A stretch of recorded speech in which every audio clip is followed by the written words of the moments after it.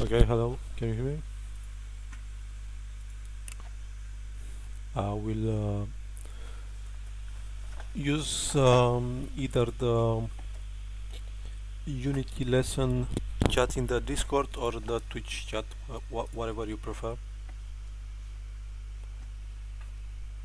Just let me know if you can hear me.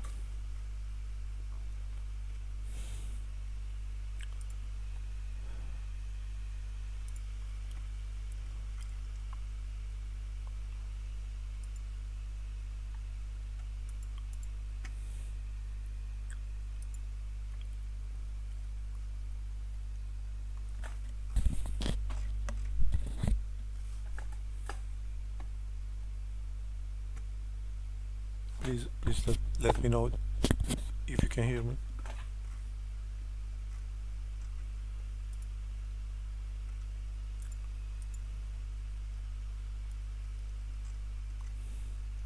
Okay, so let's look over the progress so far first.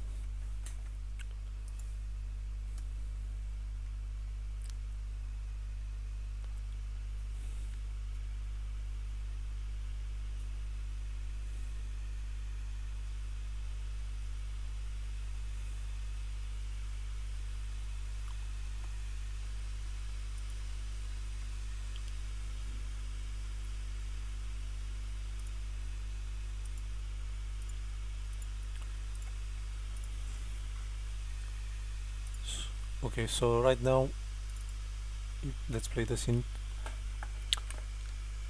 We created the UI, almost everything that we need.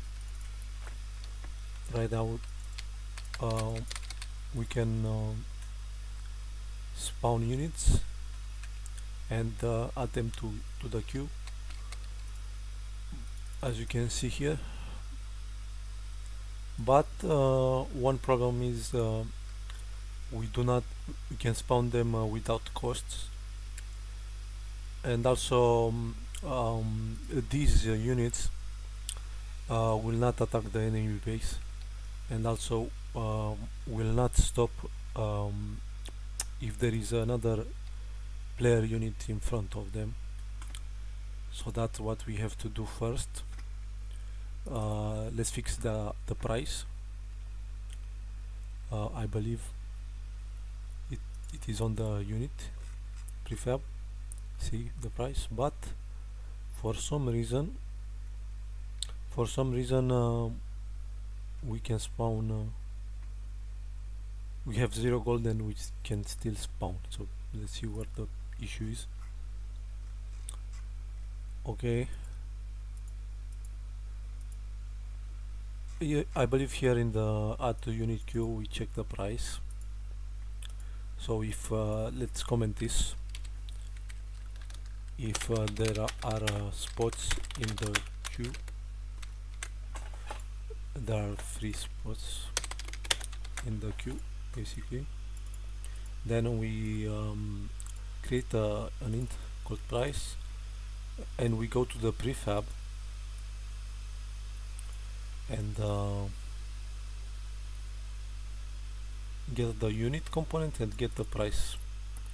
And then if the difference between our gold and the price is bigger than or equal to 0, then we decrease uh,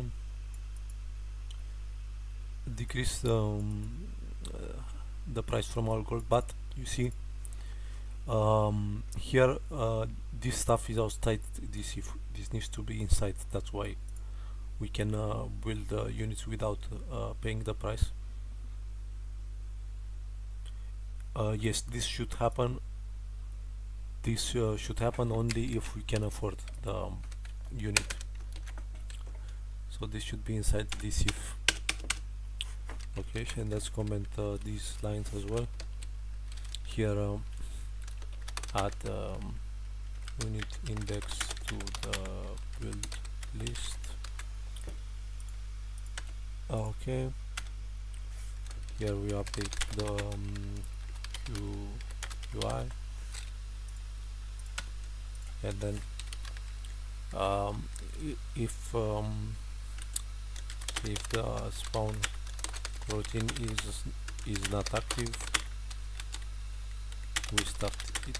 Okay, and now if we play the scene, we will not be able to build um, units. Yes, see, now it is not possible. Anyone?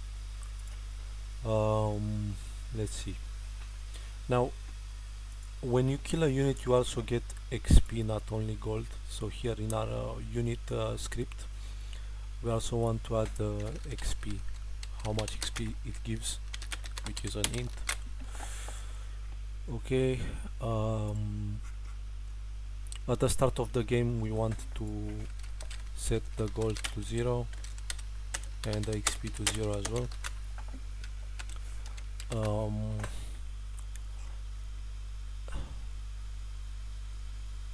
And then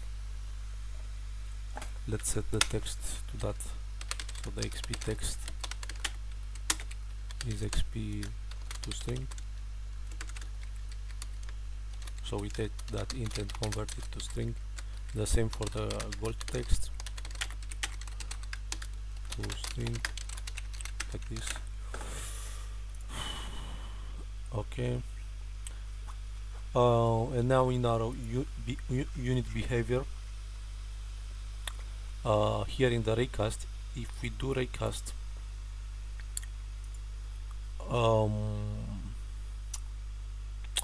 just realized one thing. We don't need to use layer masks, because we want to raycast to the first thing that is in front of the unit, regardless of if it is enemy or a player. It doesn't matter. So here in our when we create the raycast, we don't need these two cases, and we also don't need the masks. I'll just comment for now these two.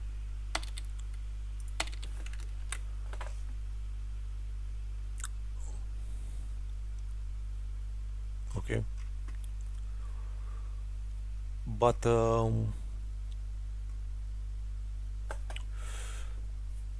let's delete these two and create another one, layer mask. Sorry, not layer mask. We call this raycast layer mask, and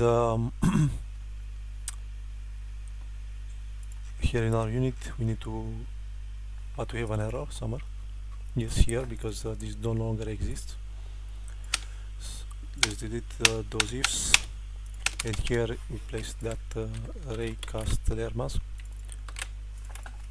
And this layer mask means what layers are we targeting with this raycast, not what this means.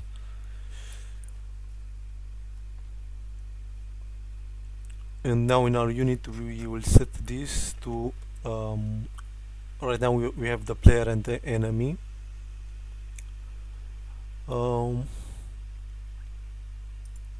But I also created some tags which are not layers, some tags for the player base and the enemy base.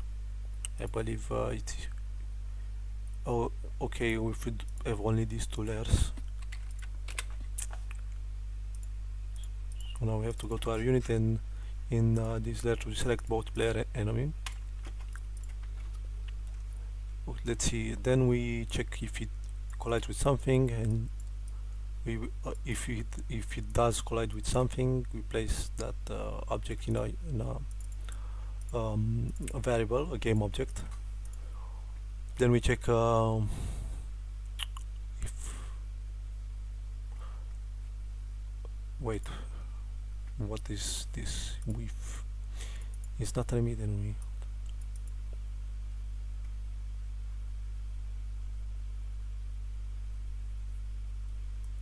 yes, this here is not correct. We'll have to modify it.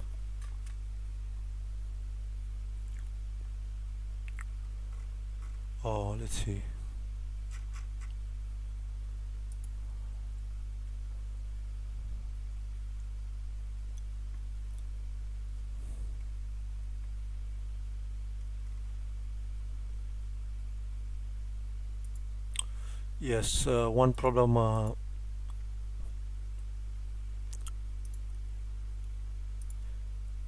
First of all, I created two tags here for. So we have the player tag, the enemy base, and the player base. But I think I will remove those two, the enemy base and the player base, and we'll just place a unit script on those bases. Okay, so modify this.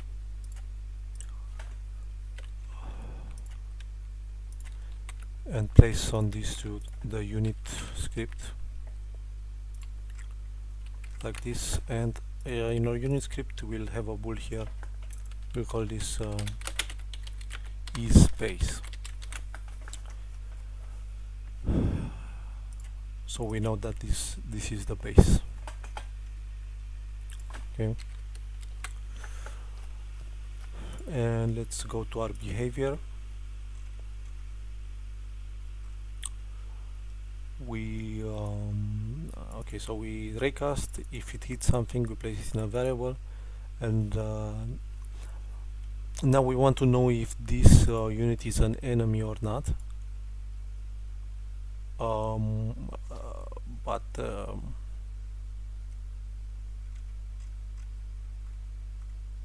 so if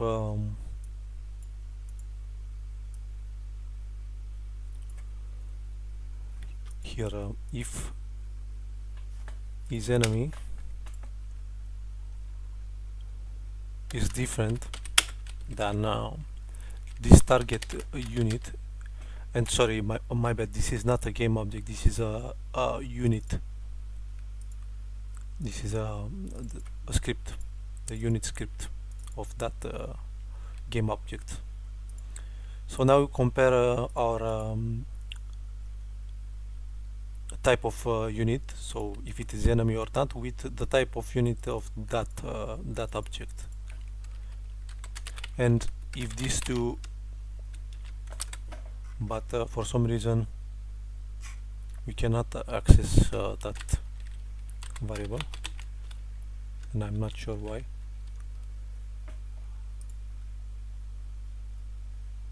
Yes, so we'll have to take this here, this bool is enemy, and place it in our unit. So this is for every unit, not just unit 1.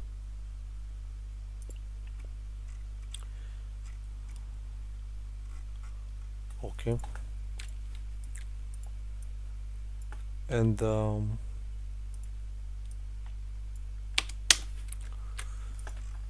you see here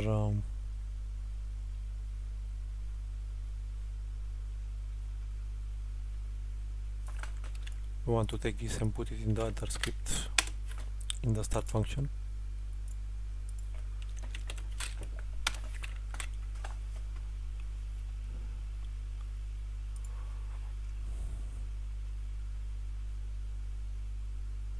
And now let's connect this unit 1 to the unit script by creating here unit script public variable.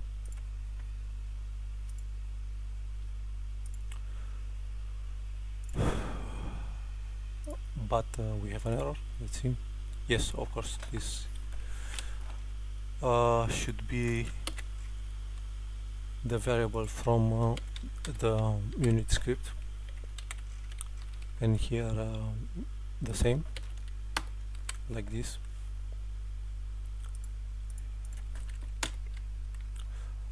Is enemy. Okay, now it works.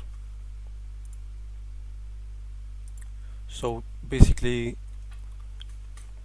here in this, if we compare if one is enemy and one is player, if they are different basically, and if they are different we can attack.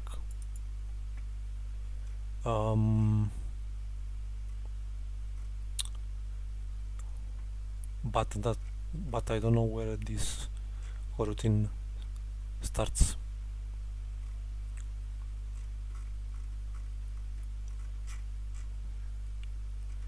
yes, here we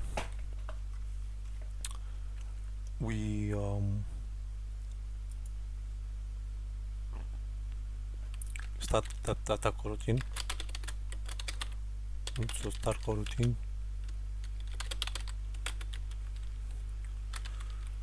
attacking routine.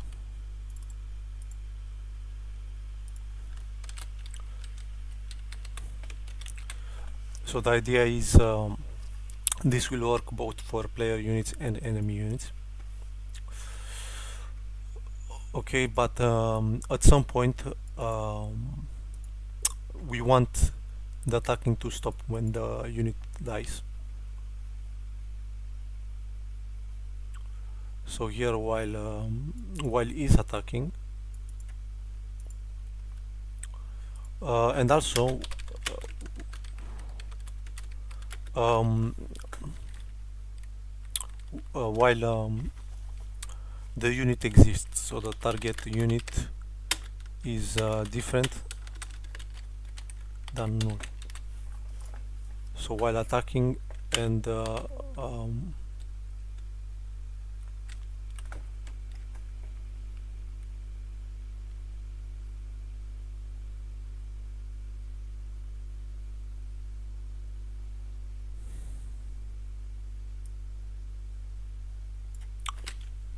but we can put an if inside and say if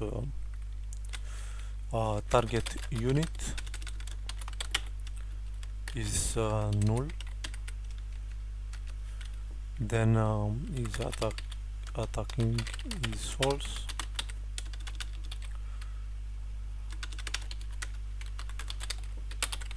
It's false.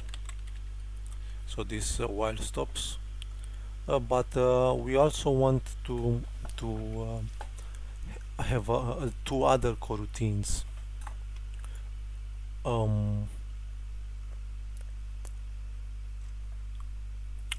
We want a coroutine for walking and a coroutine for idle. So basically,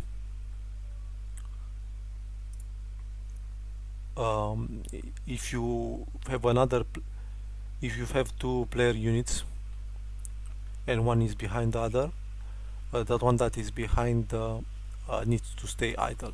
If it's melee in this case, if it's ranged, then that is another story. Um,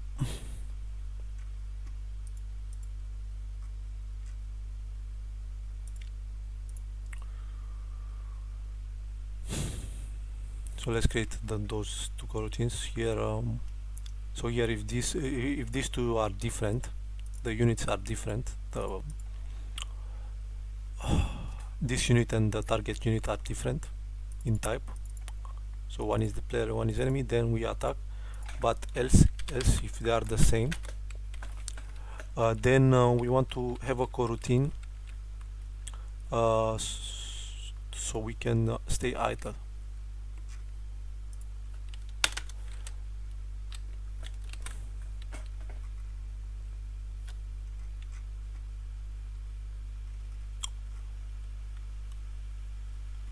Okay, so public but do we need I'm thinking if we need to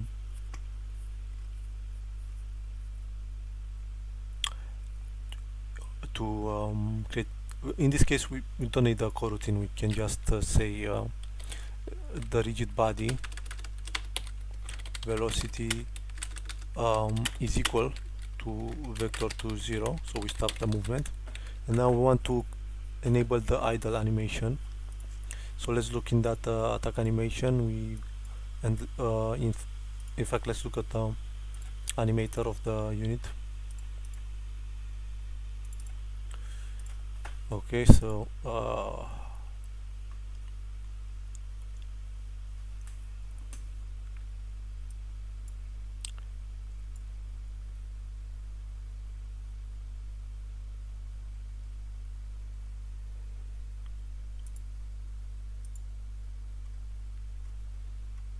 so is walking is false, is attack is false, and then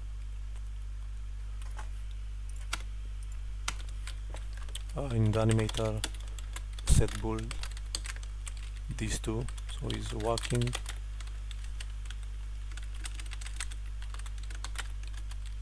So we modify the parameters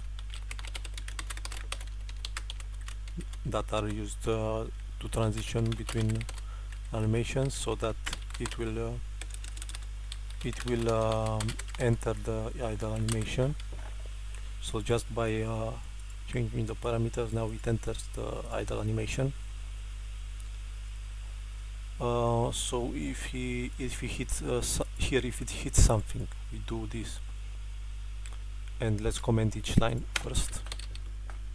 So we place the first the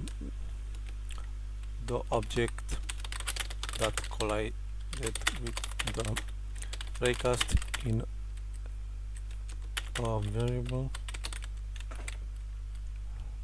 of type unit. Then we check if the units are different. One is player, one is enemy, and here start the attack routine, or let's call it behavior. Here, if the units are the same, both player or both enemy,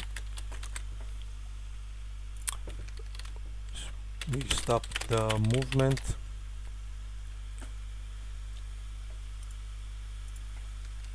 Then we modify the parameters to enter the idle animation, and I will delete this. We don't need this, but we do need the debug so we can see the raycast, the length of it.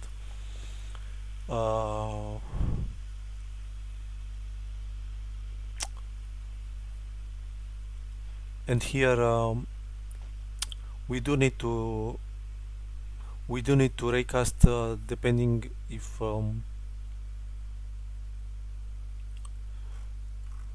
so let's have here a raycast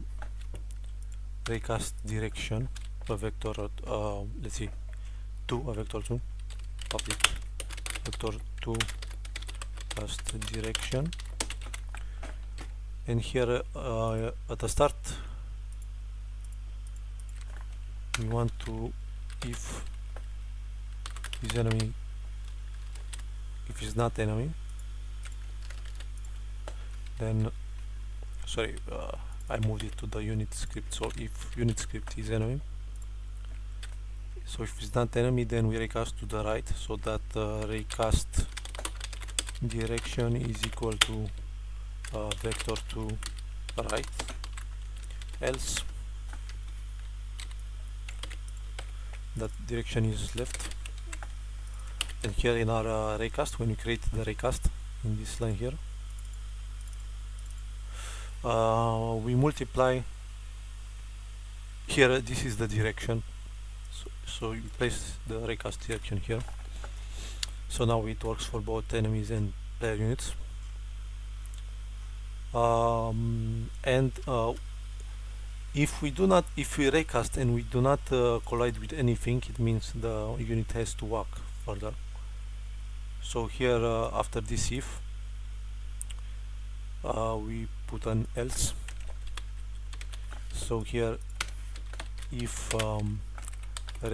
raycast does not collide with anything, we start walking.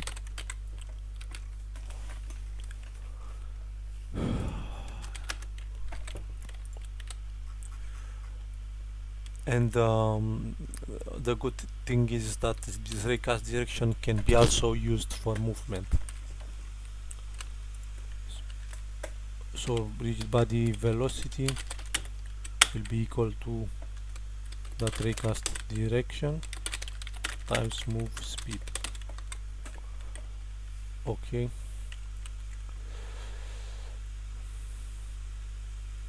But also we want to start that walking animation. And also here in the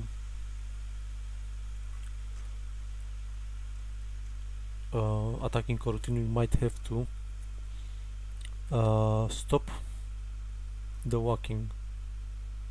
But first let's complete this. So if our raycast does not collide with anything, we stop the movement from the rigid body and enable the uh, walking animation.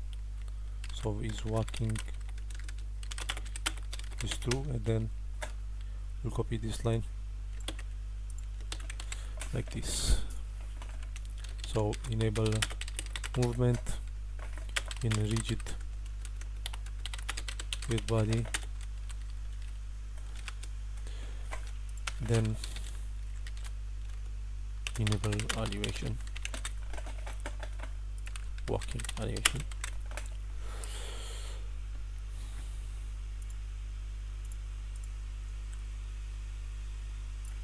Okay. Okay. Now let's create something. Let's test if this works first. Okay.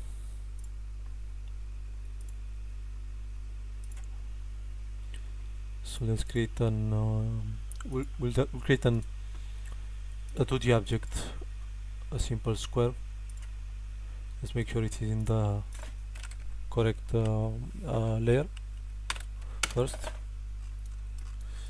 Okay, this will be an enemy unit, so we need a square collider for this. A rigid body 2D will be static in this case. Square sorry, box collider 2D is called. This will be an enemy, and we also need the unit script, otherwise get an error. And let's resize this a little bit. So now we're testing if the script works. Let's see.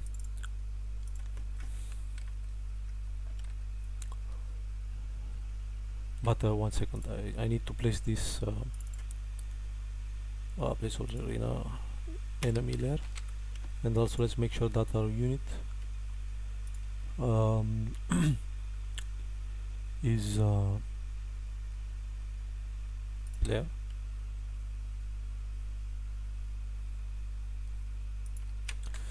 And in this prefab folder, let's make two folders: one for player units. Or never mind, we can modify this by a script, but I prefer to have two folders, the prefabs. Units. Let's see now.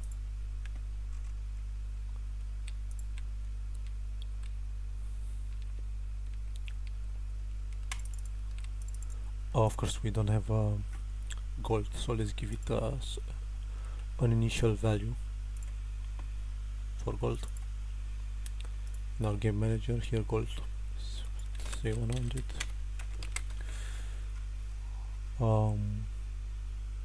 And here in the script, instead of setting this in by script, we'll set it in the inspector.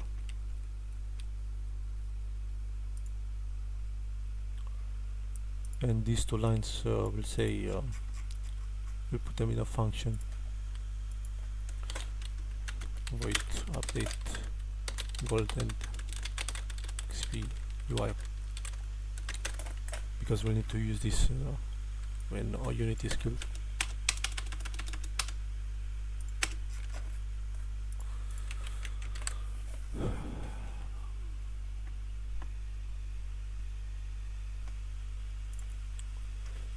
So the moment of truth, let's see if this works.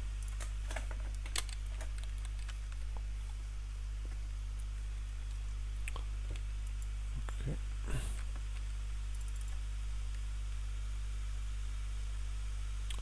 Now we have an error.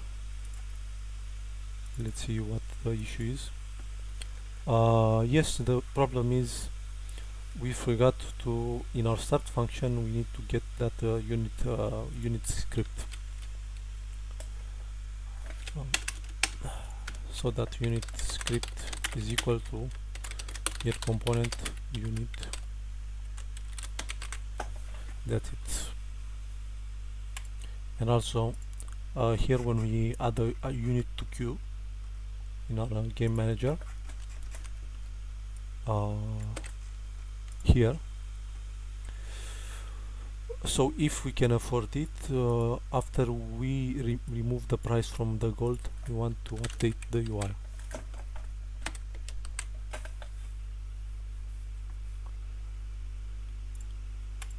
So now we should see a change in the gold text, and also we should be able to spawn units. See, now there is the text is modified, but for some reason these units are not moving. Let's pause and see why that is. It's not working, it's not talking, it is idle. And if that is the case, it means it is in this case here. So it collided, the raycast collided with something that is the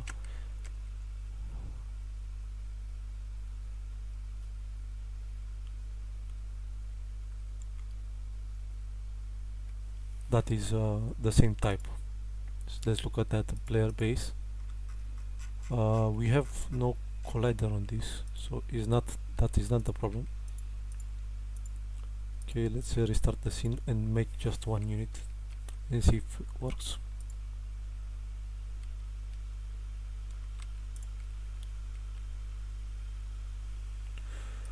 Okay, let's look at the animator.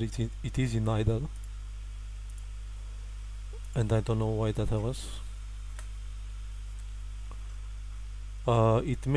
It is possible that it collides with itself. That is a possibility, and I believe that is the problem. So let's go to our unit, and at the moment, this raycast starts from the position of the unit, which is if we select this, it is inside the collider. So I'm assuming that the problem is that the raycast collides with the collider of the unit. So to fix this, let's create a child that we'll call raycast position, but not like this. We need two childs. Why? Because we may want to raycast to the other side, so we'll have one for the left side and one for the right side. Raycast left, call this, and now let's move this outside. Let's make sure that it is outside the collider. That's the important part. Yes, it is. And now we'll duplicate this, change the minus here to plus, and this will be the raycast right. And now we want to, in our script here, we need the things.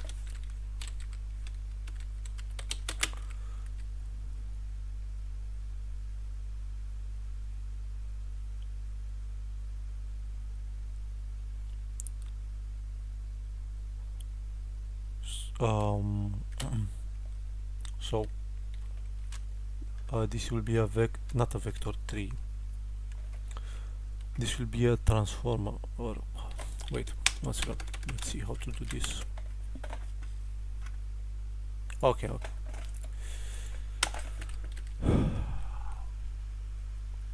so we want the transform for the raycast left, and also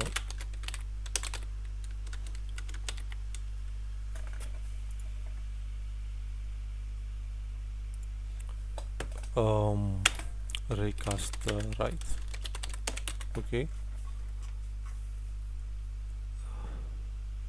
and we want we want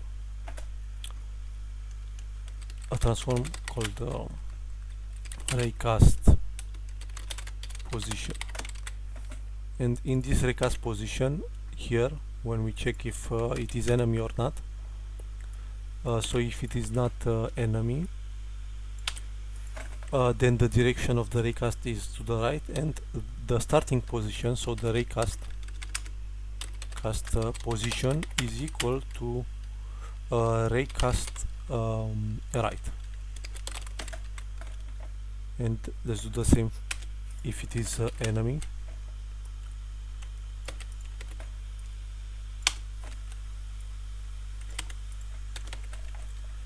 But here to the left, and here in our raycast, when you create the raycast, we want to place the raycast position here instead of this transform position.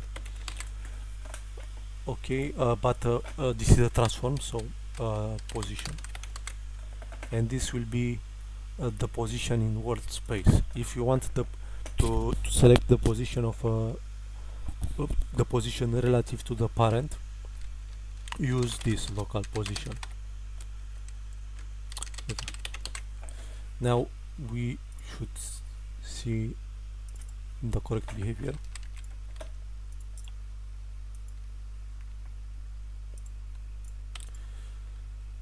Let's see. Okay, now it is moving, but we do have an error. Let's see. Yes, unassigned these two, the raycast left and raycast right, are unassigned.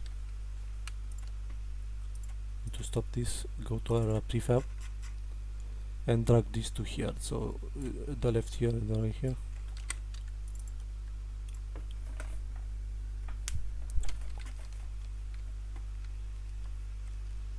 Let's see if it moves. That's important. Yes, it does move, but you can see the animation is not working. So here in our start function, we set the walking to true, and then we set that the bool to true, and we still don't have an animation. Let's see that that animator, and let's look at the condition, make sure those are correct. Okay, so from idle to walking, if it's walking through, attacking false. Okay, and from walk to idle, let's see, walking false, attacking false seems to be correct. Let's then play the scene again and check our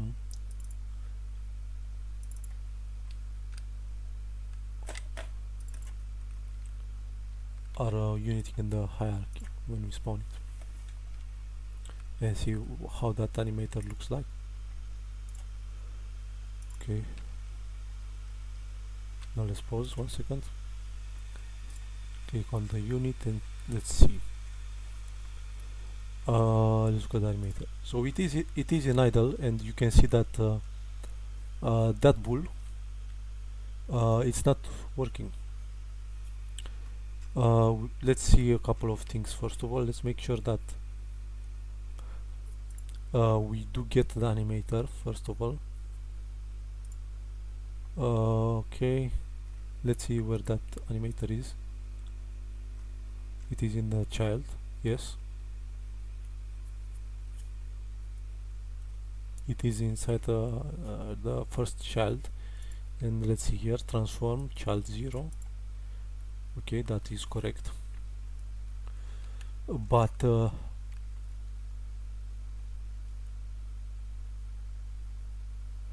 for some reason this is not true. It is idle. Let's see. We do make it idle here somewhere. Yes, here. If the units are the same, then we but then the movement the object would not be moving because we set the velocity to 0. So this is not the problem. If it does not collide with anything. Yes, here is the problem. We set this to the wrong bool. Okay, but we want to do this only if the velocity is different than 0. We don't want to do this frame by frame, these lines of code. So instead we check if the velocity, or not even this, just if it's walking,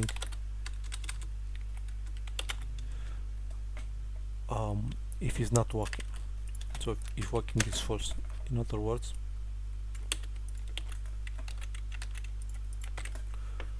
Okay.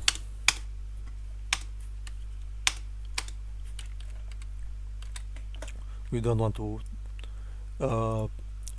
play these 3 lines of code every frames, so instead we just check if it's walking, which is just 1 line of code. And now we should see the animation correctly being played.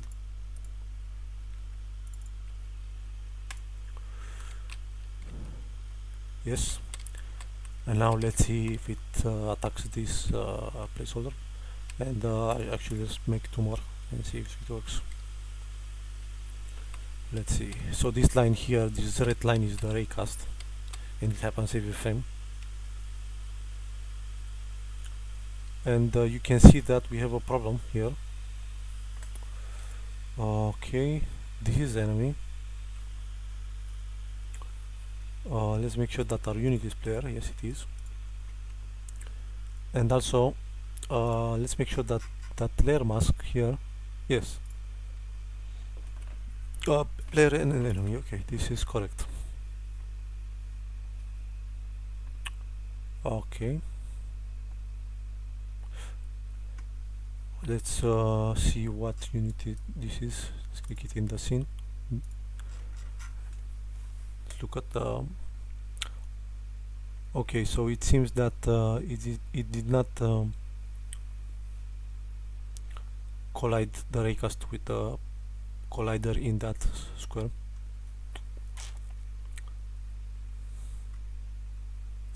Let's look at the attack animation 1 second. But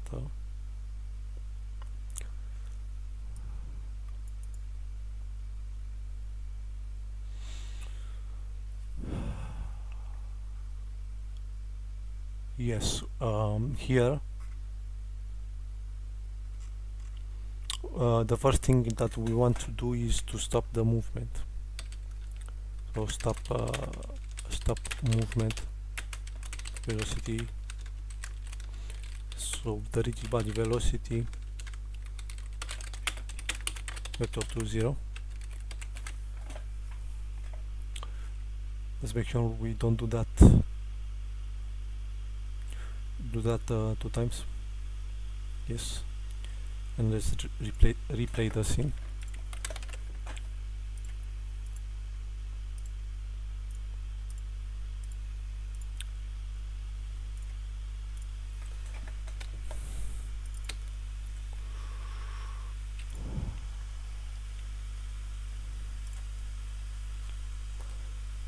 And now the first one should attack the box, and the second one should stop behind him.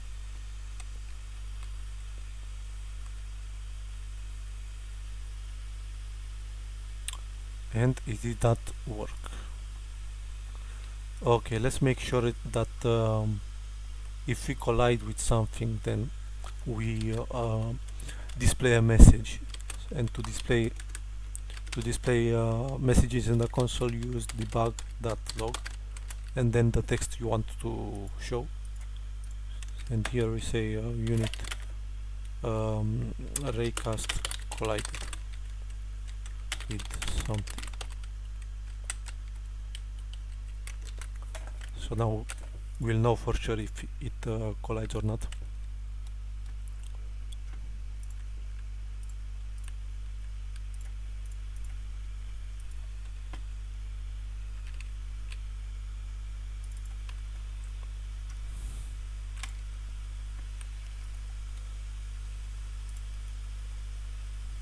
Okay, let's make this.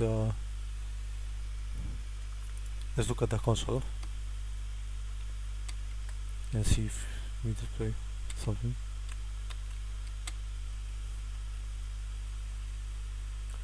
Okay, so you can see that it does not collide. Now let's make sure. The first thing we need to make sure is that these units are in the are on the Z position is 0 on all of them, and it is. So let's see what the problem is. It might be that this is static. Let's make it kinematic instead. See if that changes anything. And let me do a quick Google search. Unity raycast to trigger collider. Let's see if that is possible first, because I'm not sure if it is. So we need to make sure that the raycast can collide with triggers.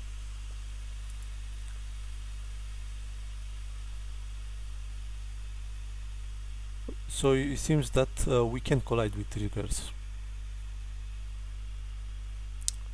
It seems that we can. It might be a raycast issue.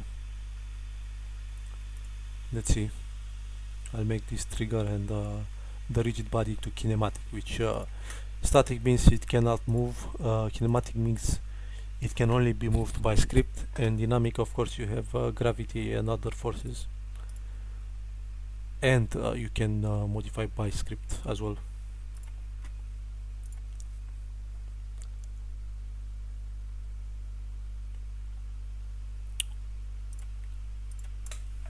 Let's see.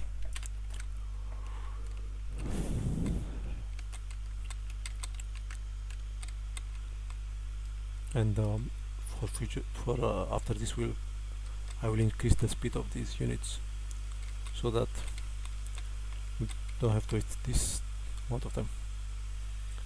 So you can see that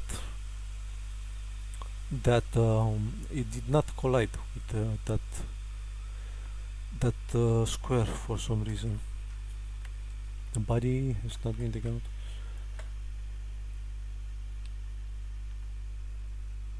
Let's see, if I make it dynamic, will it work better? No.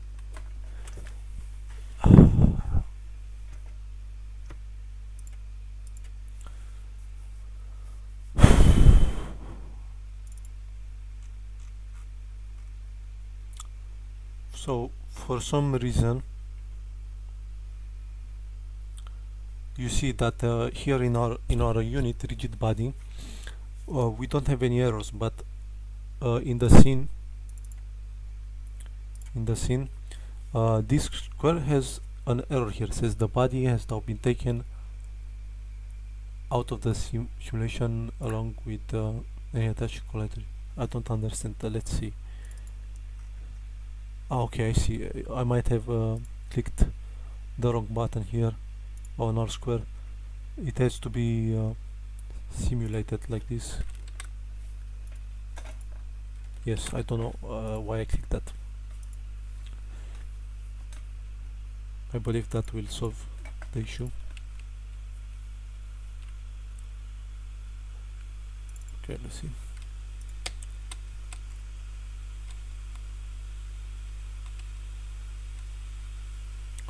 And these 1 second, these you see these squares with blue squares with that inside disappear only in the editor, the Unity editor. When you build the game, this will disappear.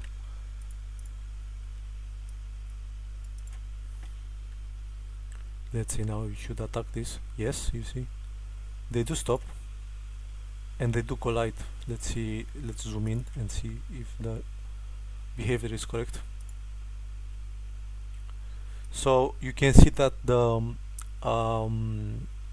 idle behavior is working, but the attacking animation is not being played on the first one. So let's select the first one and check if that pull is true. Yes, it is, but the walking is also true, which I don't know if it's correct. Let's see. So we collide with the enemy, so we are indecisive here. We change the bull to true, the attacking one, then we start the coroutine. But you see, I believe we are starting this coroutine multiple times. Okay, so we want to save this coroutine somewhere in a coroutine variable, which does not need to be public. Coroutine attacking coroutine, and here you see we do this every frame in the update function, so this starts the coroutine a bunch of times. So instead, here, if that coroutine is null, so the coroutine, the attacking coroutine is not playing, then inside this if we start the coroutine and place it in this variable, and also before that the attacking is true. So in other words, if the attacking coroutine is not playing, then we start the attacking coroutine and save in a variable. I believe that is the issue. Let's see. Let's replay the scene. But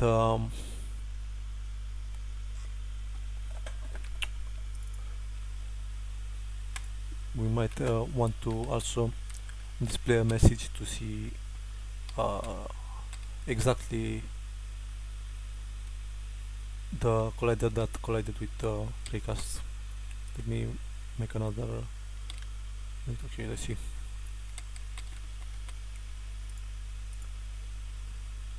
See, it is not playing, I believe. Okay, let's see if it changes. Nope. Okay, let's see if we have some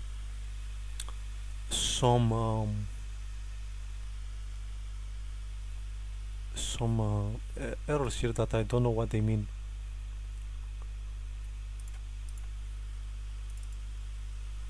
And I'm not sure what this means here. Okay, let's make sure that the name of the animation is correct. Let's see, so we have the unit 1 idle, unit 1 walk, and unit 1 attack. Let's go to our prefab, our unity prefab. Okay, wait, first let's close this in. We want to make sure that the animation on this unit is correct.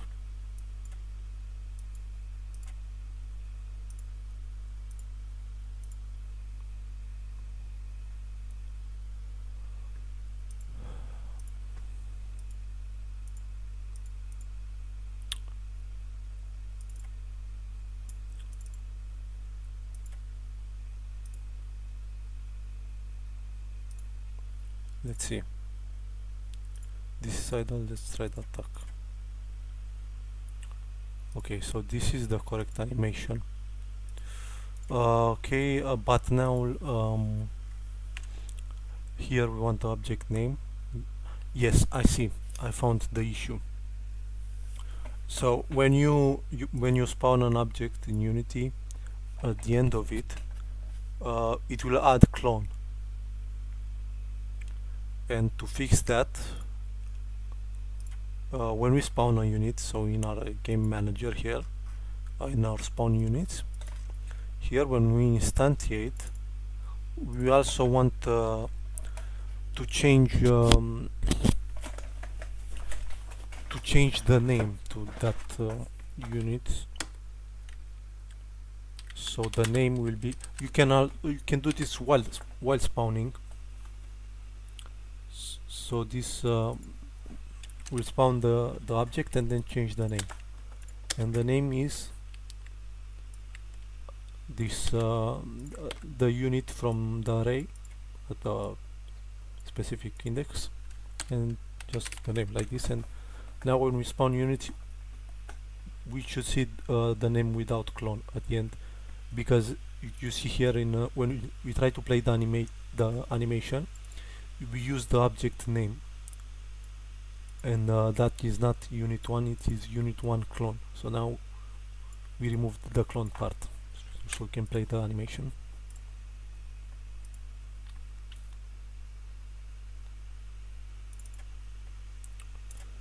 Also, I stopped the background music. I used to play background music, but I'm not sure how it sounds for you, so I decided to not play any music.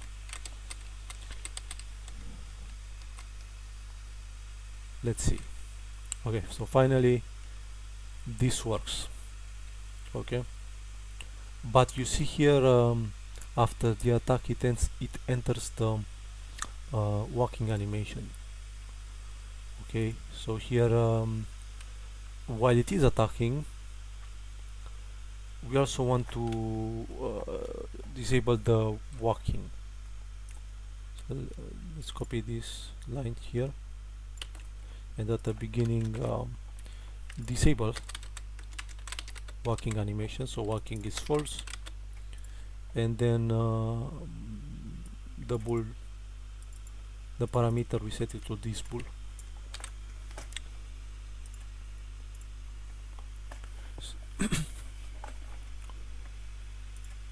And one thing I have to say is that this game will take a while to finish,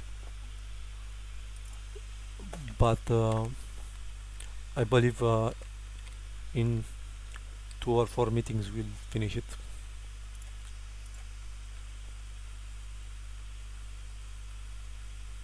Let's see.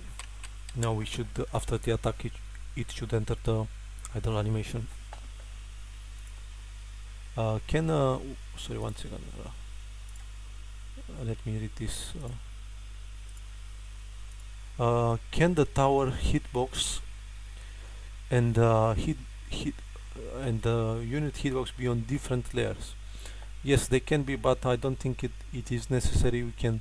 We can just use the unit script for the bases, and we simply, you see here, we simply added this bool here is base, so we know if it is base or not, and we also know if it is enemy base. And we'll use these bools to create the win or lose condition. So if the player base is destroyed, that's the lose condition, and if the enemy base is destroyed, that's the win condition. And the layers will be the same, just 2 layers, the player and the layer, and the enemy layer. Okay, let's go back to the simulation. See, now we have a problem. The walking animation does not work, and I don't know why, because I only modified the attacking coroutine.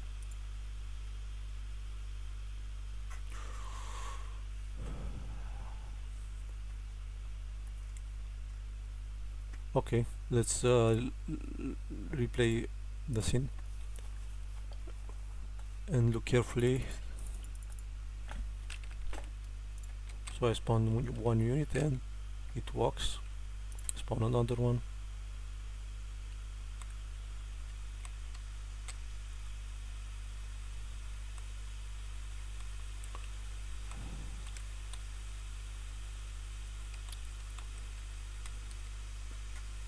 Let's stop stocks. Okay, I don't know why that didn't work before.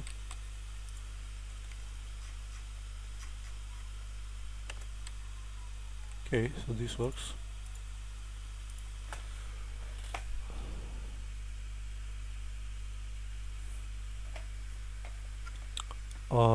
And I realized that if you are going to use what is it called? If you are going to have a ranged unit, we'll have to use two raycasts.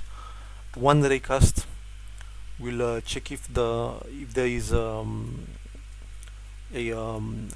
player unit in front of it, and the other one will check if there is an enemy that can be attacked.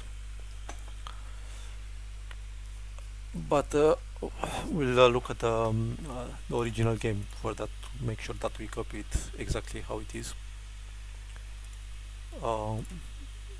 And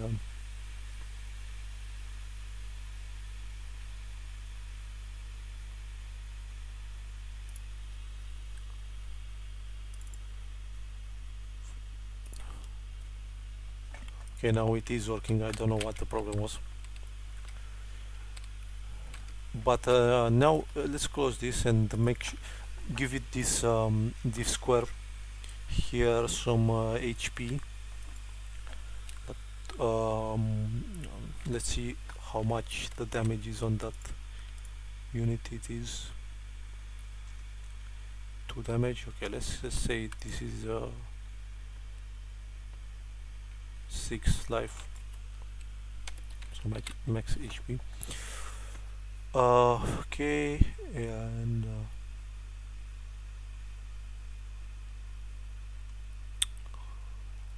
now we need to create a death condition for units, and to do that, here in the void update we check if the HP is 0 or less.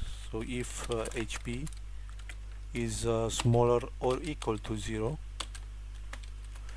then we want to create the destroy condition. So if HP equal, that's not common, it's obvious. Now let's make a functions. Void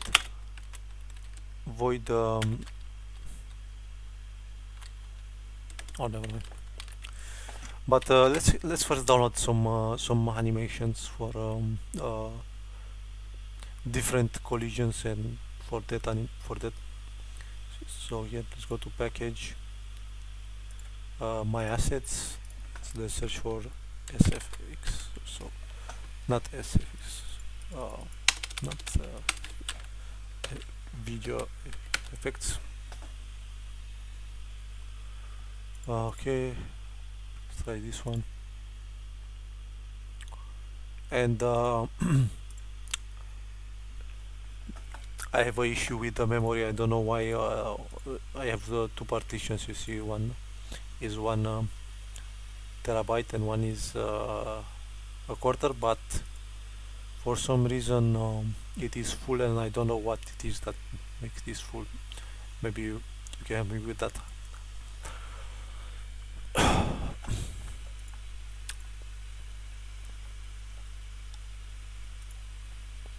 And I suspect that some of these packages that I download in Unity are saved somewhere on the C disks. I don't know how, where these are downloaded.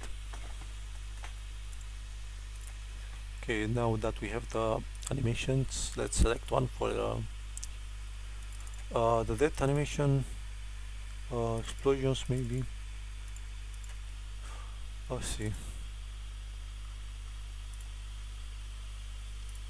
but let's place this in the scene so we can see it better.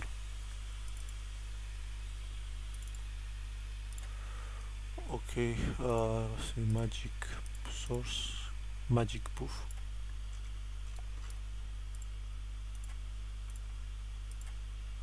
Okay, this one is nice. Let's go to the renderer in the particle system and make sure that this should be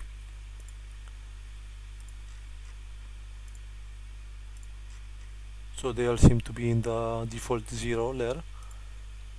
First things, let's unpack this and call this that uh, uh, effect, and then let's select everything here, go to the renderer, place it in the main and above everything. So so basically this sorting layer ID here is the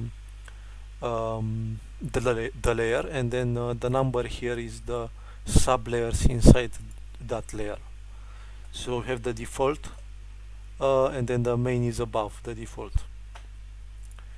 Now let's go to the prefab folder and create a new one, visual effects, and drag this here. But first let's make sure it's the correct size.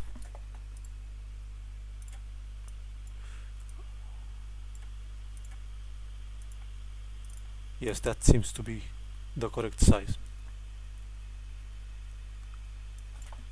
Now we go to our unit, prefabs, player unit, and then drag that effect here. But first let's create a variable for that, public game object that effect, and here in update, if HP is smaller or equal to 0, then we spawn that effect, so instantiate that effect. But first let's make a child here that will be the position of the effect. So that effect spawn position, let's place it in the middle of the character like this, and let's save the position, which is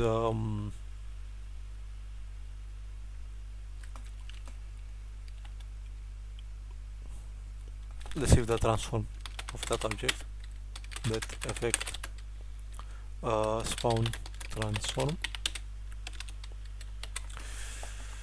Okay, and here so we spawn the effect at the transform local position, or no, never mind, just position like this. Cannot convert vector 3 to transform. Okay,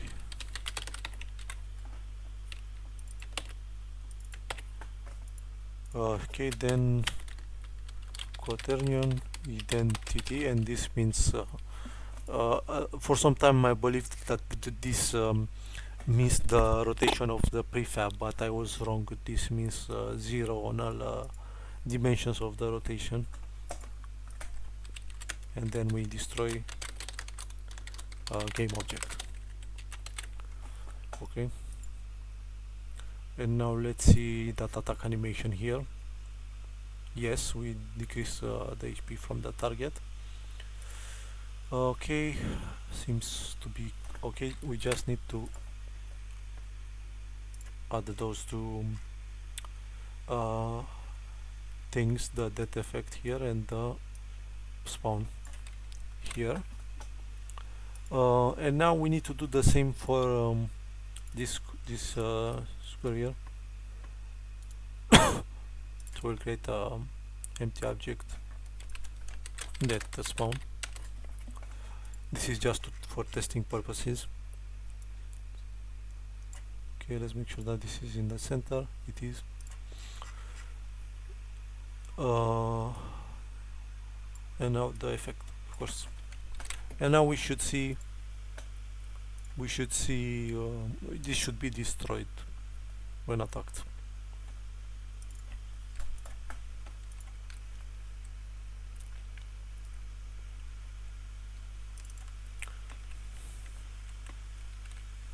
But we have an error. Let's see where it is.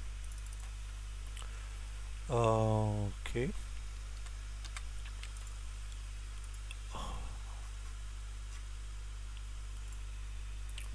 Unassigned. So something is null somewhere.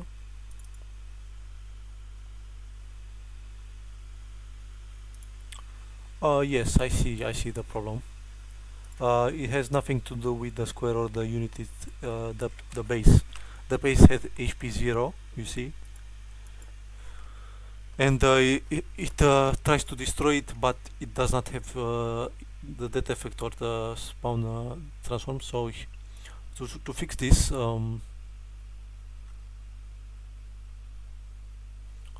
let's just give some HP to the base.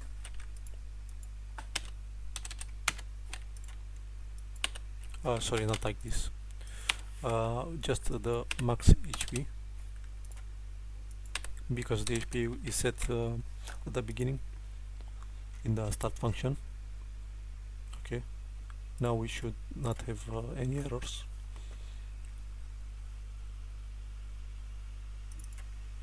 Let's see.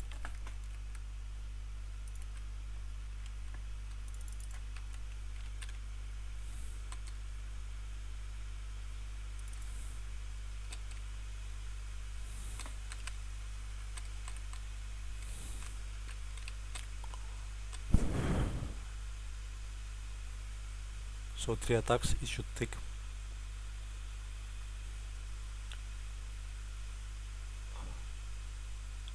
Okay, seems to work quite okay. Now let's see if this they attack the base.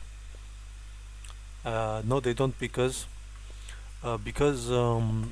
these bases, the base does not have a collider, and also it does not have a rigid body. So let's go to the bases of the rigid body 2D, that is static, and the some box collider 2D.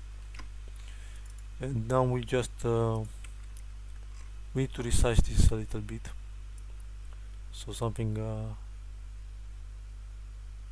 okay, something like this. And now we want to reposition it, but I'm not sure how. Okay, offset this one.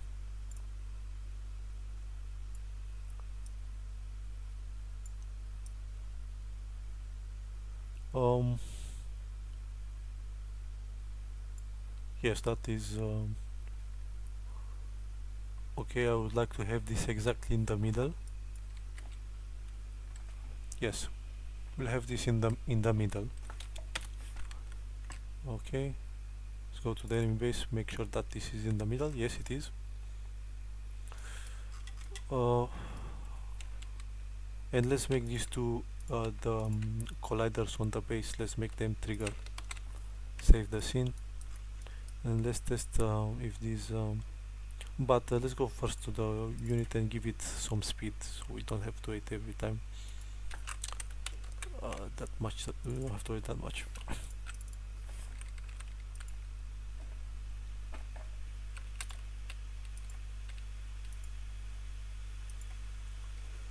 Okay, let's see.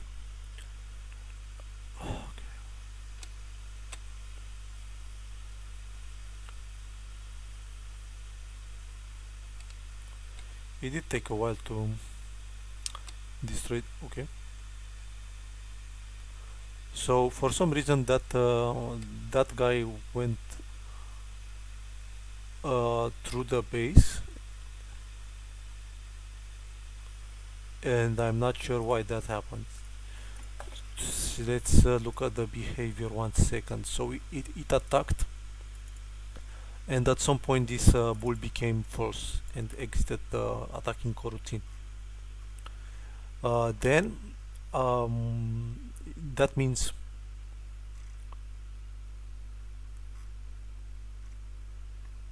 I have no idea what happened. Let's replay the scene. And also you see that attacking speed is a bit too big. So this attack speed means how much you have the unit weights between attacks in seconds. Let's make it 0.5. And also I noticed that it attacks it at the end. It attacks one more time after the square is dead. Then it attacks one more time. You see, 1, 2, 3, and now it's destroyed, and it attacks one more time for some reason. And it ignored the enemy base. Let's see. Obviously, it's not a problem with the base because the other units attacked it. So let's see where is the problem. So obviously, the problem is that it has something to do with the attacking coroutine. So it attacked the square, and then the base, but those units that did not attack the square did attack the base. So let's look at the unit after it kills the box.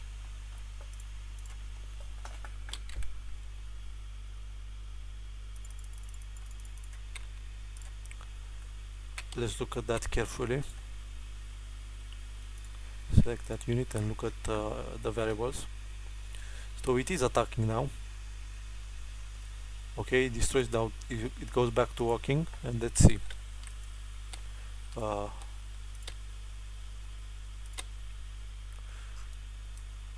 Okay, so it did collide, I believe. Let's place this some space. Yes, it does collide, but it does not enter the attacking coroutine.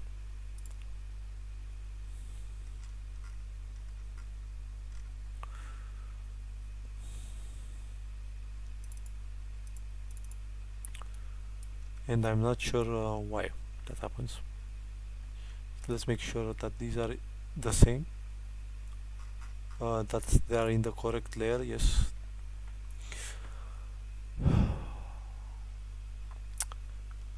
So let's see that update function. Okay, and then we want here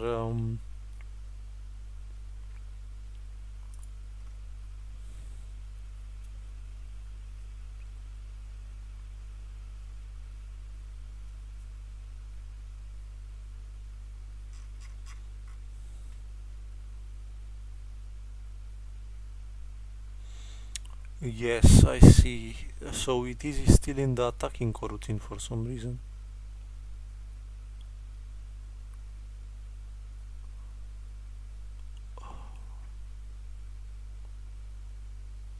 Yes, so see here, if the target unit is null, so if the unit attacked the enemy until it died, so the enemy died, here we want after that to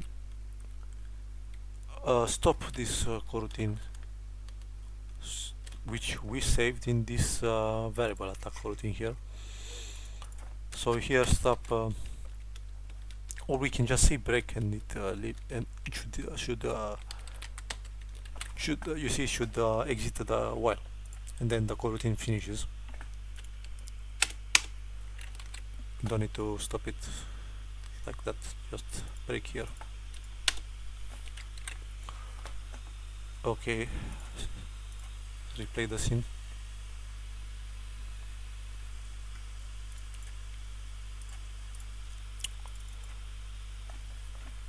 And I will zoom out here in the scene view to see everything. Let's see.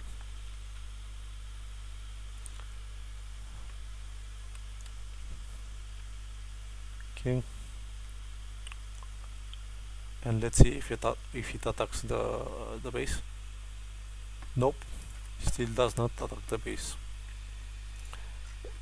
And I'm not sure why that happens. Let's see the target unit. Okay, so it did collide and placed the target unit inside that variable. Okay, so this happened here. This if it entered this. Okay, let's place a debug inside here as well, and here we want to say unit make us collided with enemy.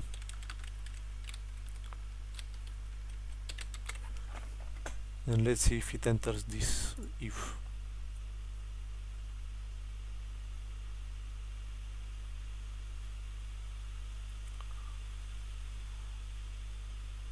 And also let's make this coroutine public so we can see, or never mind, we can use show in inspector, I believe. Wait, no, does not work like this. How is this serialize field maybe? Okay, so we want to know if that coroutine is running or not.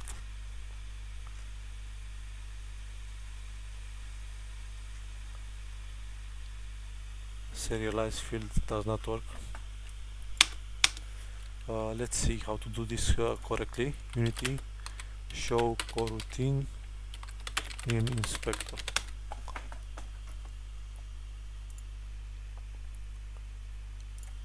Let's see how to do this correctly.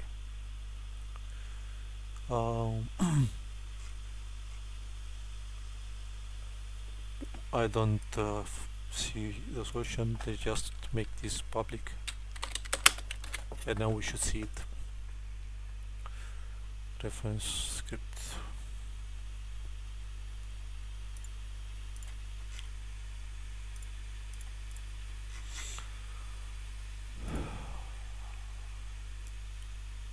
Okay, let's see if we can see the coroutine in the inspector.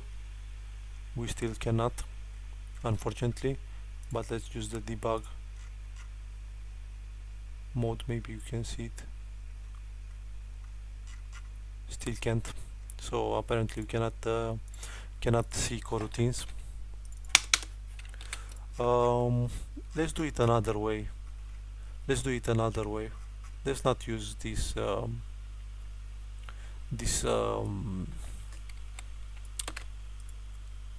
coroutine variable. Let's remove it and just use the that bool is attacking bool. So instead of making this through here, we'll take this from here and place it at the beginning of the coroutine. And here we check if this is false. So if it is not attacking, then we just start the coroutine like this. And also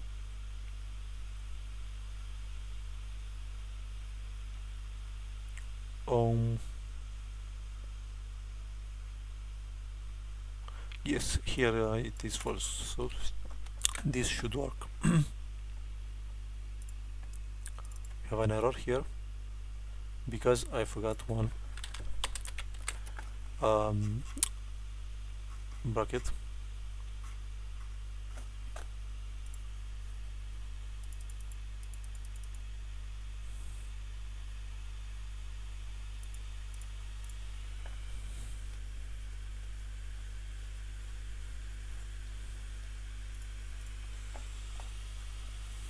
Okay, let's see.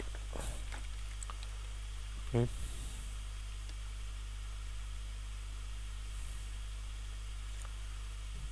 Okay. Finally, it works. Okay, so now it works, and in the future, so it seems that it is not very efficient to use to save coroutines in variables. It's much easier to use a bool to check if the coroutine is running. And now I have a problem because you see I don't have assets for more units in the Stone Age, but I do have units for the medieval age. You see, we have these, and then we need an archer or something. Yes, the archer, and we'll see. Maybe we'll add find something for the third unit. But looking at this, I think that um, these don't look very crisp. Let's see how this looks. So it seems that the animations are not made frame by frame. They are made by moving parts of the character. Um, and you see it does have an animator. And if we look here, you see it has different parts that are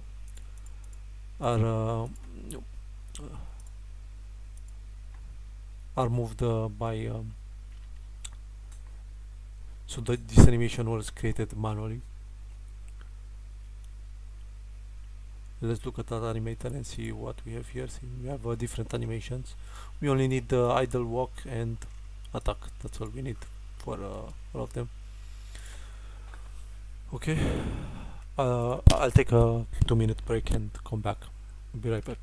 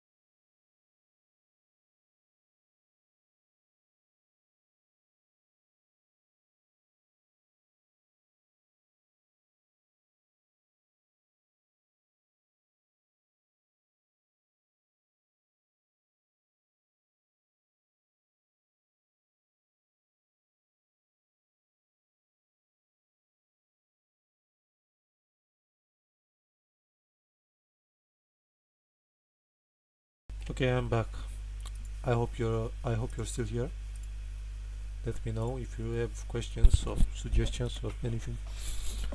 Uh, and now let's create the panel for. We'll try to go straight to the medieval age. Uh, okay. Okay. We need to go to our canvas and also to our game manager.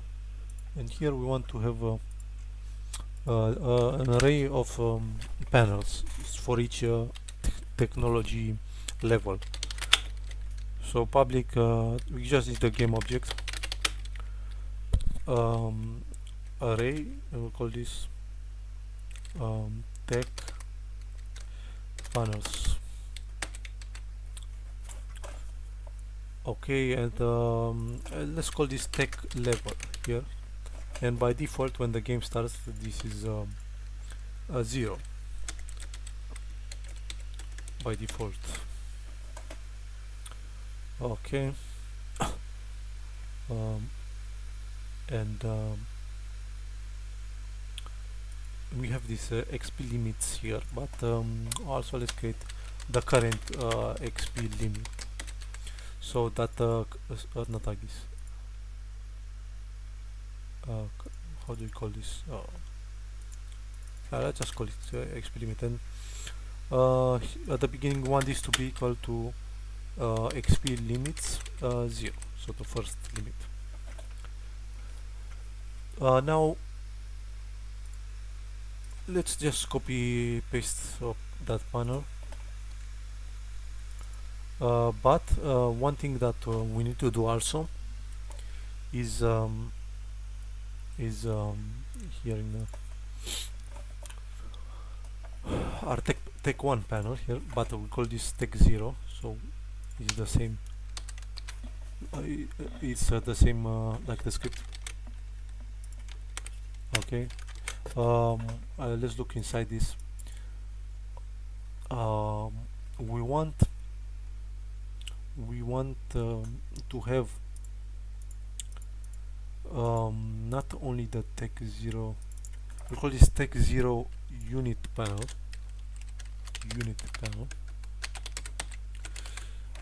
and also in the game. Let's go to the video of the game. Let's see here, where did I post this? In general, I believe. Let's see. No, it's in announcements. And wait, I don't want to see it. I highly recommend the Brave browser. It blocks all ads. Let's see. We want to replicate the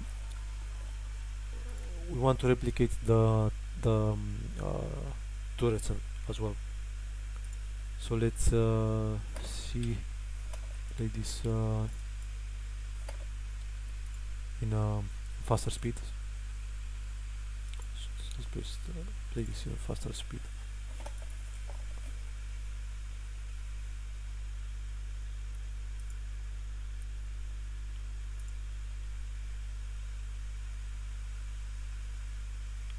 I want to see that menu, how it looks like. Okay.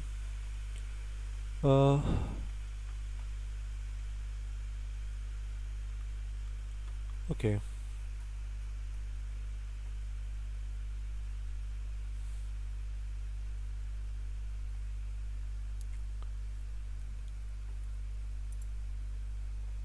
So we want to have a panel for turrets, and these turrets will be placed somewhere in here. I'm looking for some sort of wooden tower, something to place these on in front of the base. Unfortunately, I did not find such assets. Also, let's place this in -2, because in -1 above it we want to place the turrets. So in -2 it's the tower, and then above it the turrets. But I think we'll stop for today, or we can create the unit panel for we can create the medieval units if you have time,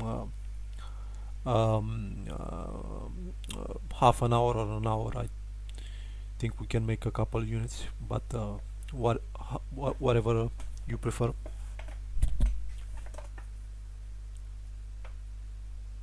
And if you can, for the next week, to help me find two things, some sort of some sort of tower, and the turrets that we place on the tower.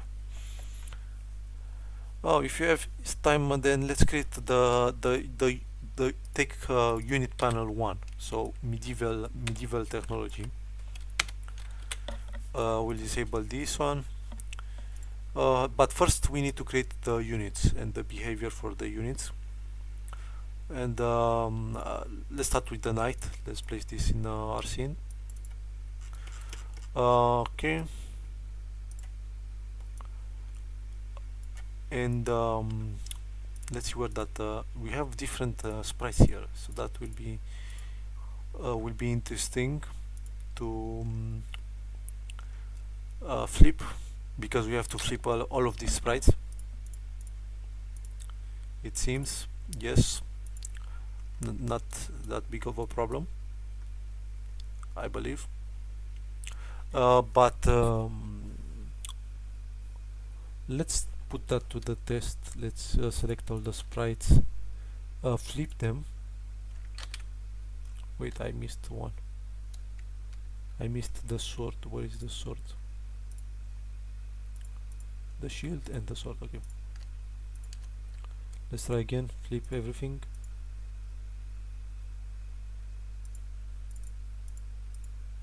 Yes. So it seems that these need to be flipped on the x-axis, and this sword here needs to be flipped on the y, like this. And to see if this works, let's go to the animation and play some animations. Let's try the attack. Yes, you see. So unfortunately, this only works on one side. Okay, so we'll have to find some other units. Okay, let's see. We have two sites each, and Unity asset store. Let's see. We were looking for characters, free preferably, and let's see. Obviously 2D, and also other characters. And let's do the same here. 2D characters. Yes, 2D characters and free. And we're looking for anything really. Just let's see if this one is nice. But we want these to have animations. Okay. This costs money.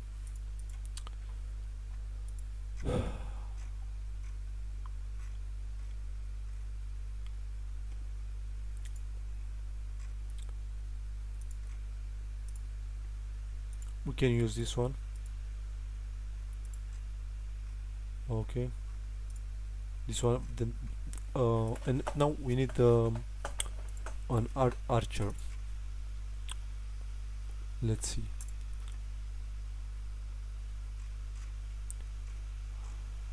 Animation, side run, sword attack, bow attack, magic attack. This looks nice. Think we'll use this one. Okay, let's save this and see if it has as advertised all the animations.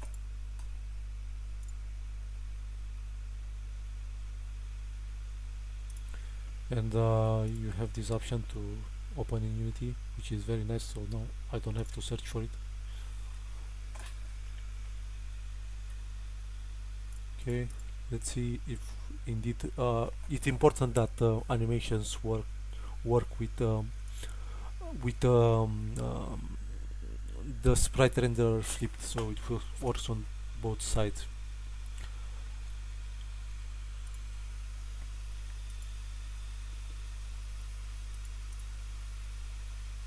And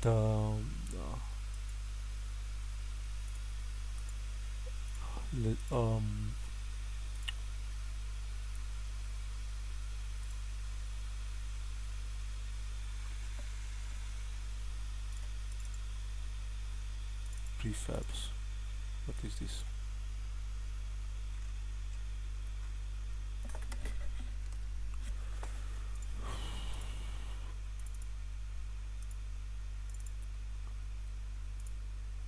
Okay, I see.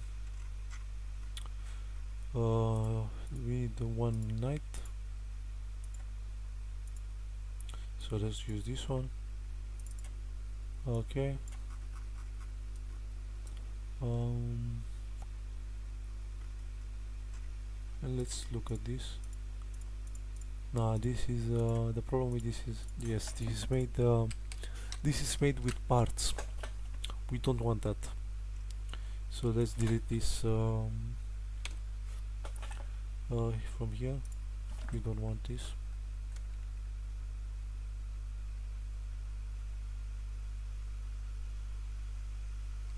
And go back to searching, I guess. 2D, we want 3 assets. Let's go here and see. That's what this costs. Night 2D.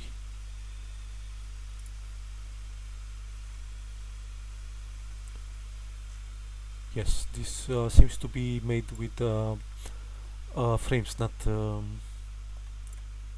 by moving parts. Okay, let's save this in our downloads. Go to our downloads.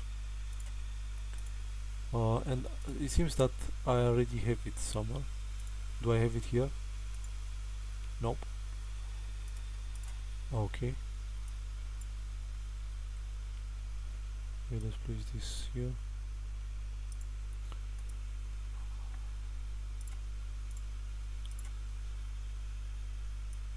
And I have two things that I want to add. These houses as well. But I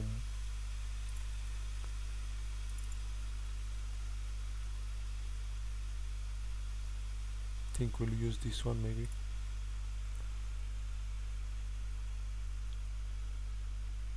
Okay, let's go to sprites.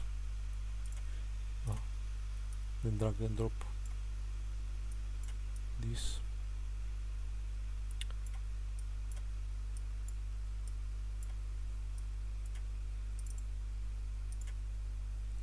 Oh, this is already here. So then just the night.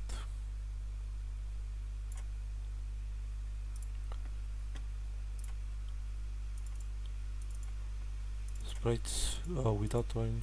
Yes, with outline. I see. Okay.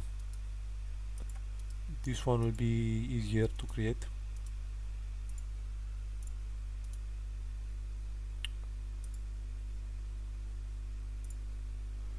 Okay. So this should be unit 2. Sorry, 1, 2, 3, 4. This is unit 4. Now we need to place we need to split these animations. We need the idle, the walk, and the attacks, so we'll have to pick one.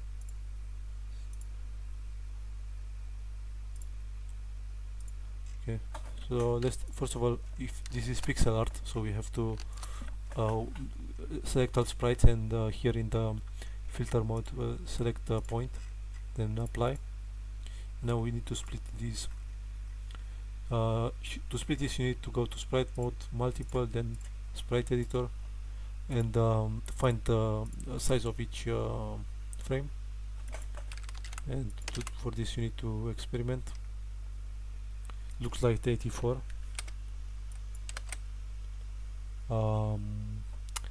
Yes, 84 on the Y, but not on the. Let's look at the website. Let's not waste time.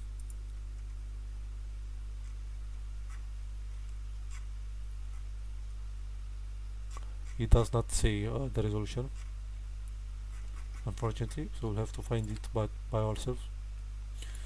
724 100. Let me.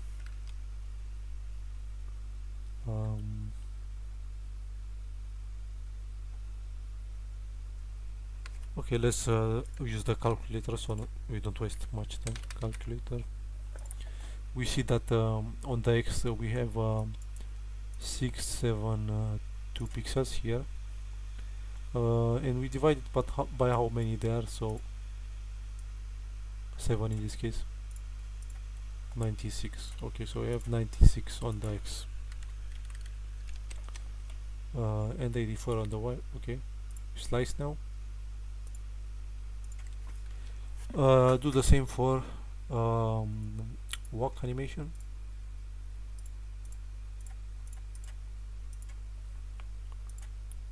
Let's look at the value 96. Oh, it is already. Uh,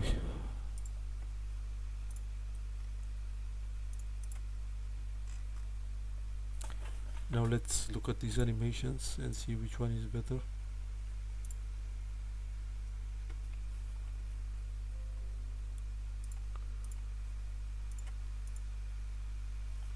I like this one.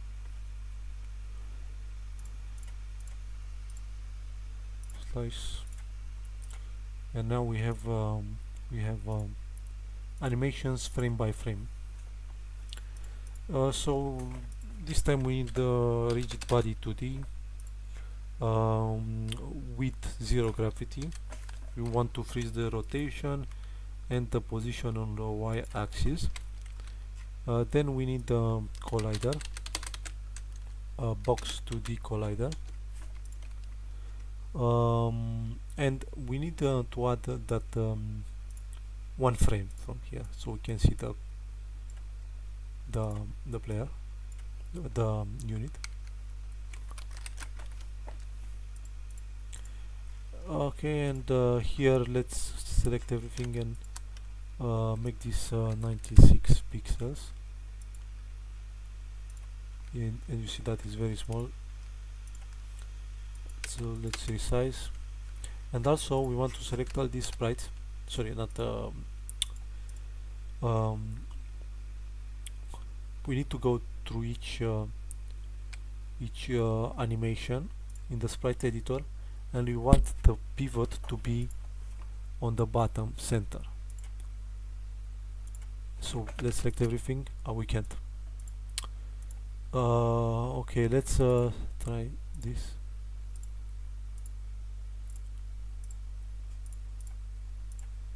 Let's see if that worked. Yes, you see, but this is not correct. It needs to be at the bottom of the player.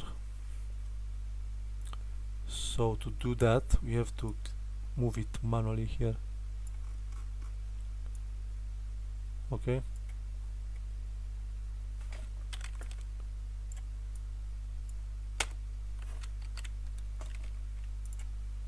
Something like this.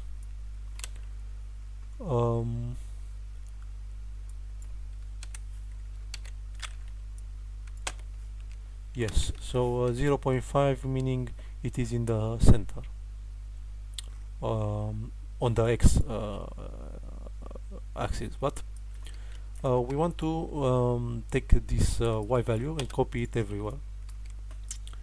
Okay, so we want a custom, and we'll just do, unfortunately we have to do this manually for each one. Okay, so custom, and replace the Y value.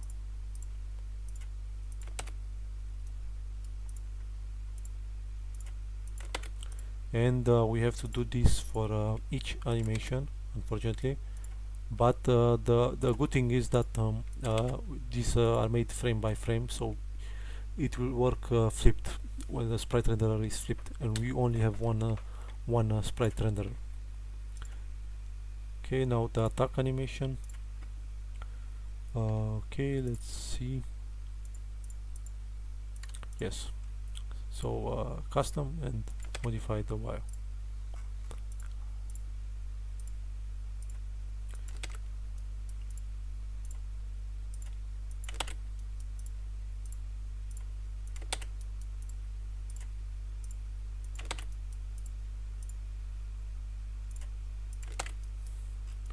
Okay, now the last animation is the walk animation. Seems to be split. Okay,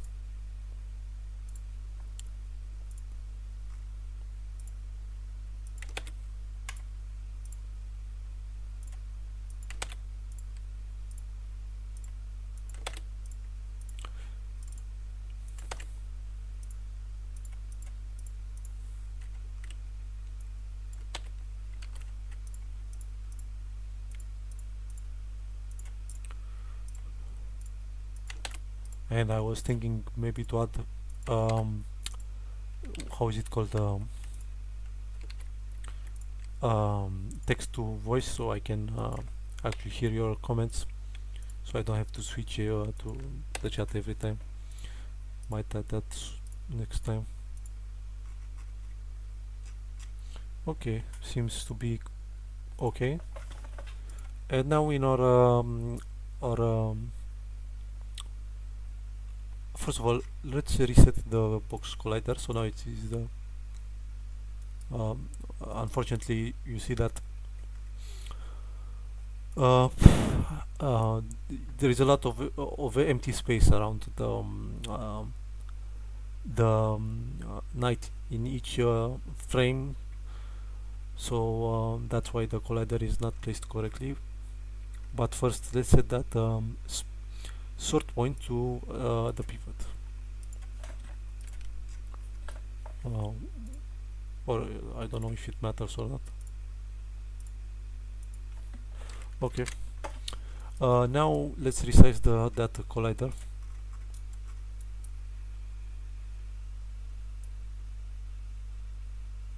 And this will be a trigger, meaning no physics.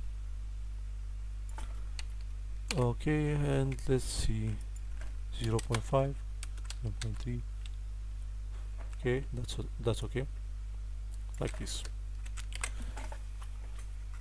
And we need to add two things here: the unit script, and let's make this player for now. And also we want to create a new script, but first you see we have a lot of scripts here. We'll have to move them at in the scripts folder, but let's create a script first, unit 4. And also I forgot to add the animator. We need the animator. Animator. We need to create the animator controller in our animation folder.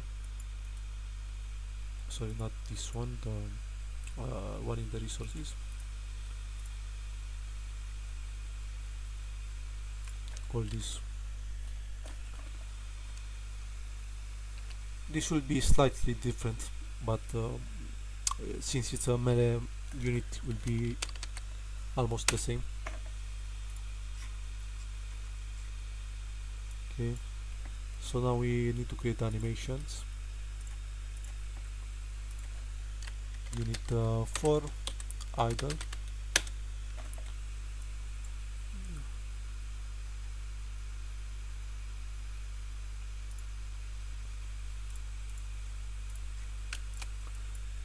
And let's look at the recommendations for this. Nope, there are not recommendations, so we have to find ourselves the correct speed. This one looks okay. Okay, next one, unit 4. I called it run, but it's walking, but whatever, let's call it run. We got? Yes, let's call it run. Although this, we have the parameter is working, so it's not ideal, but I started like this, so we continue like this, but not idle, not run the walk animation. Okay, see how this looks. Okay, this looks nice. Unit 4 attack.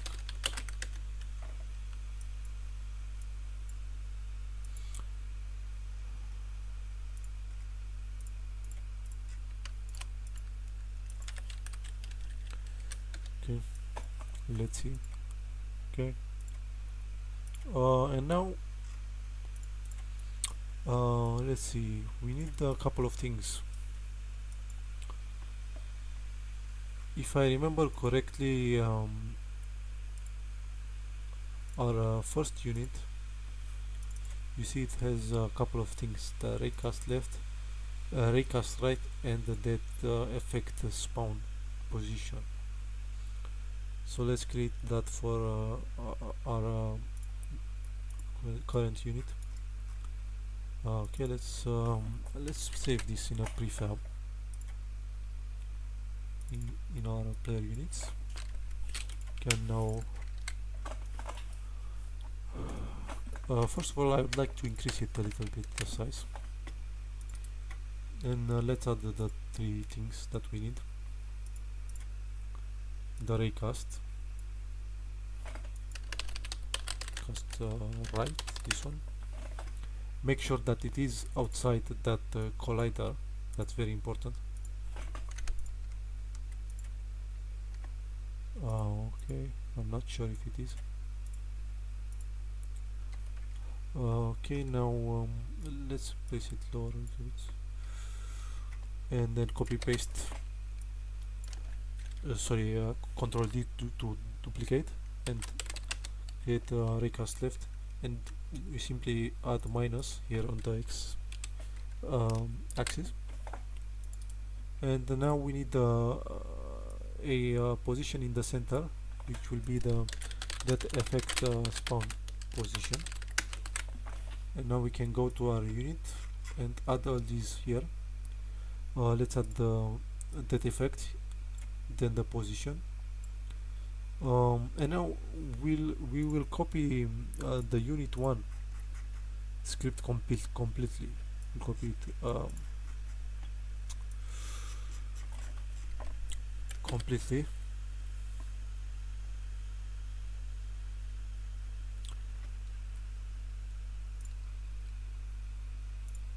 But let's open the unit 4 script first, and we'll adapt it. We will adapt it. So the first thing is, you see here when we get the sprite renderer, we no longer have it on the children, so we have to remove this. Okay, then we need to make sure that if it is player, it is.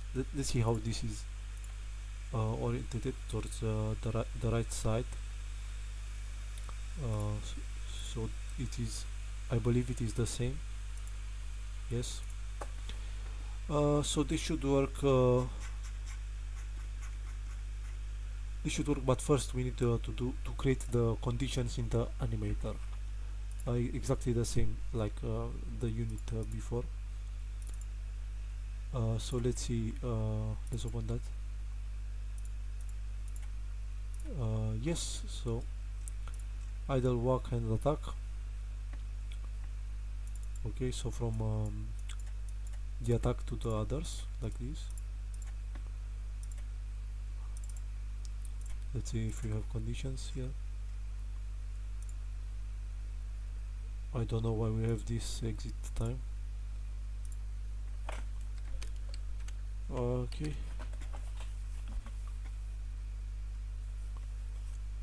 We don't need exit time.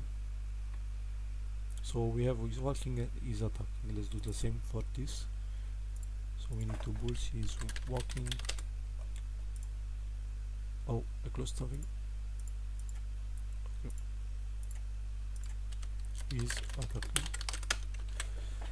And we want conditions from idle to run and from run to idle, and we'll copy them exactly from the other unit.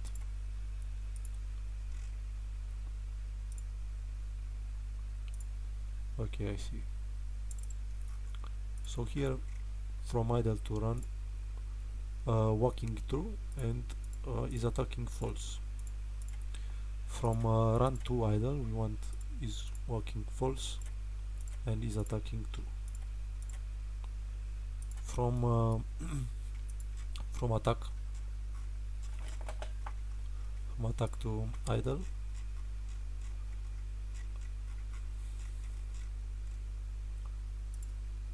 walking is false and attacking is also false. This is the same here, is walking through and is attacking is false. Let's look over the condition again to make sure. Yes, and now we need to remove this exit time because we want these animations to happen instantly. Okay, and now let's make sure that the unit 1 also has no exit time on the transitions. Yes, and now it should work. You just need to add a button for this.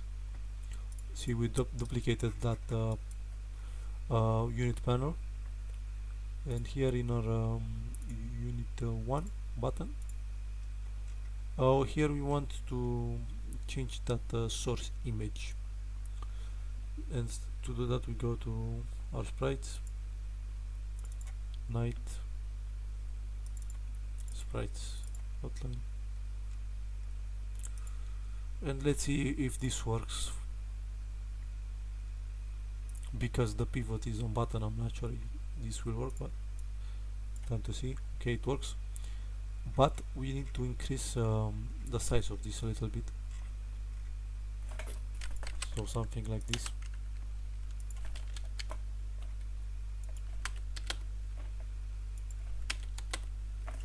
Yes, like this.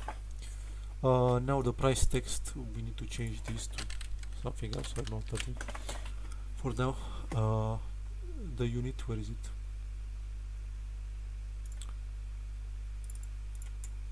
Yes, let's give it some HP,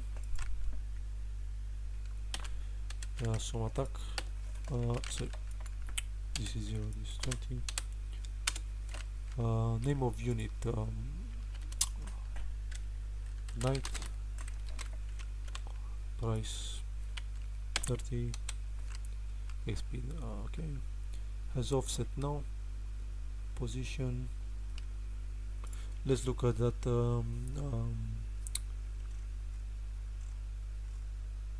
unit. So if it has offset, then we, okay, I see.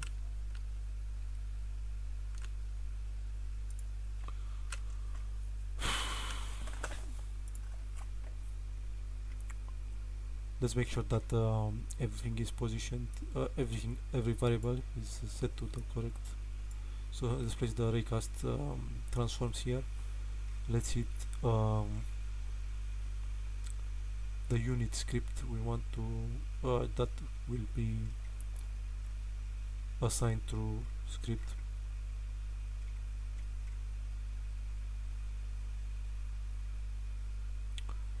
Okay, seems okay. Let's test this. Okay, let's play the scene.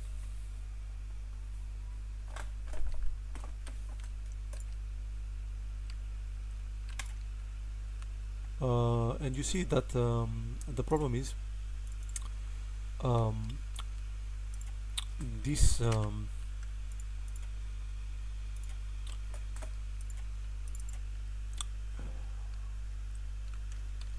so first of all, you see one problem is we need to create some XP limits for this script to work.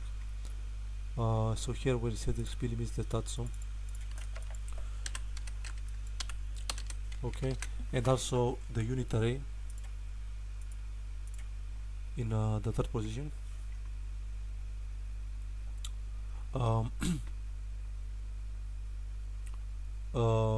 Replace our new unit, and on the button here we want to spawn add to queue unit, but at this index, with this index.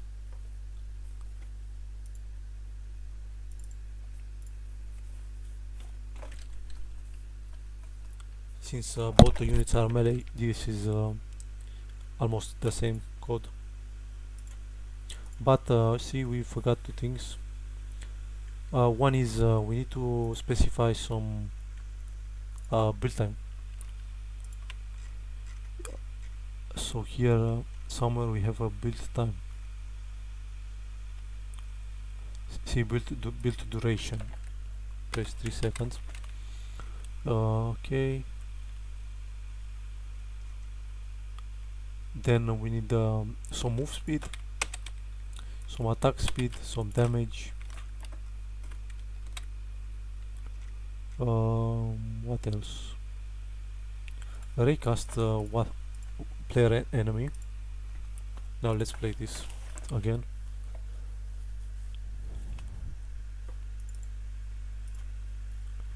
Okay, it works. See, we have the knight, and since it had 6 damage, it should kill this box instantly. But he did not collide with it for some reason, and I am also concerned because first of all, we have this raycast very low. So first thing, let's go to our unit, and these two, let's select both, twist them higher a little bit. Okay, let's look at the script. Unit 4, the raycast from the raycast position. Okay, and now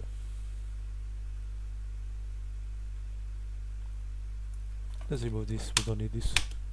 Also from the first unit, we don't need this vector 3 plus. I don't know why that is there.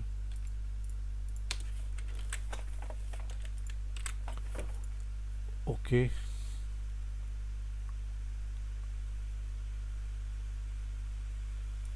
let's try again.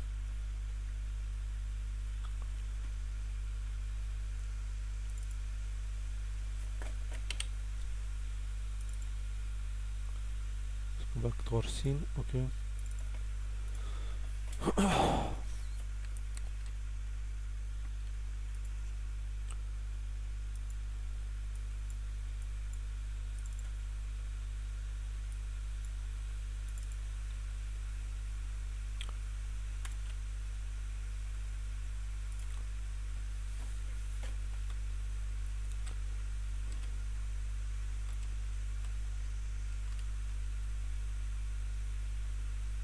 So for some reason, we have two issues. One is this recast is at the wrong is either at the wrong position. No, it's not at the wrong position. It is because of the position here is incorrect.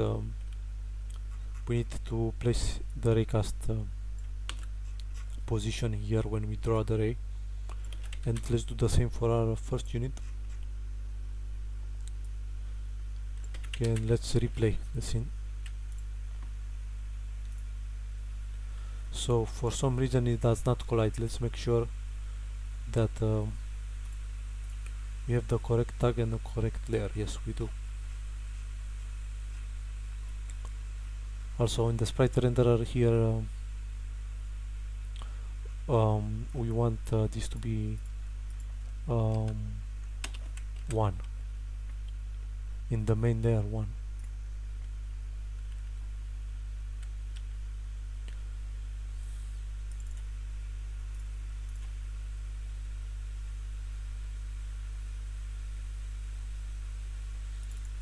Let's see.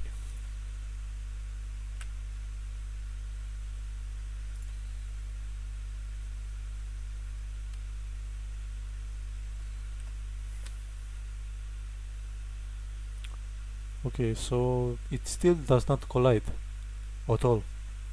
You see, we have no message in the console. Let's see what's the problem here.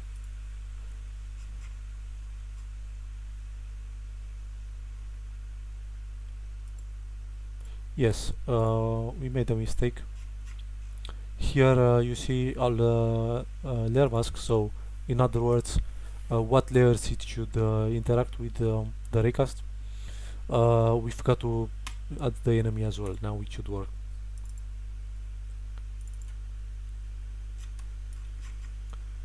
Okay, let's try again.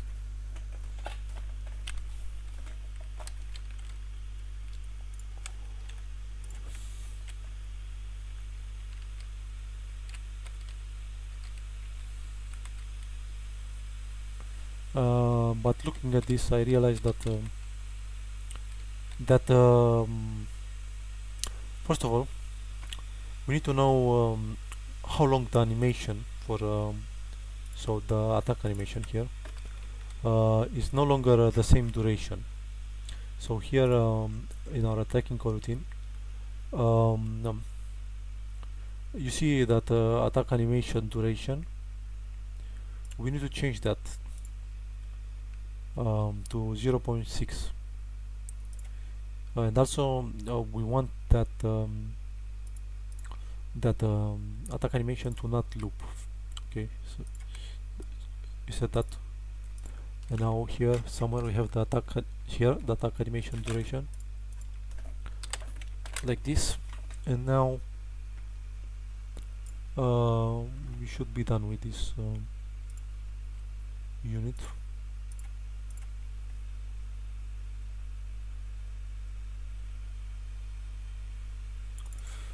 Okay, because we want to deal that damage at the end of the animation. So now we should see the animation and then the square disappear. See? Okay, and it should attack the base now. But you see there is I believe that raycast is a bit too big. Yes, it is a bit too long. Let's decrease it slightly, 0.7.6, and see if it, because we want the knight to be as close as possible to the enemy.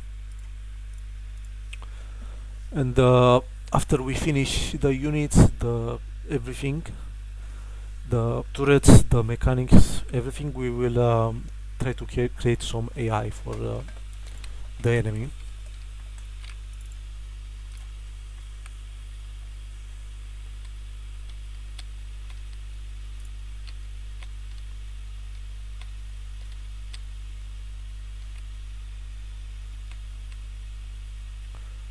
Um, it is still a bit too far. I would lower it even more, like 4. But I think we'll stop for today. We stayed 2 hours, and from now on, wait, why not use a reference to determine if the loop runs? I don't know what you're referring to, but um, from now on, our meetings will be 2 hours, approximately 2 hours, maybe 3 at the most, and only Saturday and Sunday. Okay, so that's it for today. Next time we'll continue. We will create other units. Hopefully, I will find assets for everything that we need, and we will try to create the AI for ranged units, which is a bit different. And after that, we will create the turrets and how to build and remove turrets, the special ability, and after this is done, we will create the AI for the enemy, polish the game, and then we'll have a complete game. Thank you very much for coming, and see you next week. Thank you.